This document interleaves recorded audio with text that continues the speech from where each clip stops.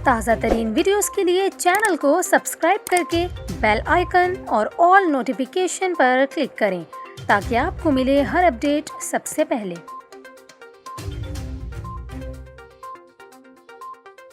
और अभी आपको बताएं, चीफ मेट्रोलॉजिस्ट सरदार सरफराज का ये कहना है कि मुल्क भर में इस सीज़न में कम बारिशें होंगी। सरदार सरफराज के मुताबिक फरवरी तक मुल्क में बहुत कम बारिशों की पेशगोई है। सरदार सरफराज का ये कहना है कि मुल्क भर में इस सीज़न में कम बारिशें होंगी। दिसंबर से फरवरी तक दर्जा हरारत मामूल के मुताबिक ही रहेगा। उन्होंने कहा कि दिसंबर के आखिरी हफ्ते या जनवरी में कुछ इलाकों में शदीद सर्दी की लहर आ सकती है। वाज़ेह रहे कि मुल्क भर में इस वक्त सर्दी की लहर जारी है, ताहम मैदानी इलाकों में सर्दी की शिद्दत कम है। इसके अलावा सूबा सिंध के दारुल हुकूमत कराची में भी ठंडी हवाओं और सर्दी की हल्की सी लहर जारी है।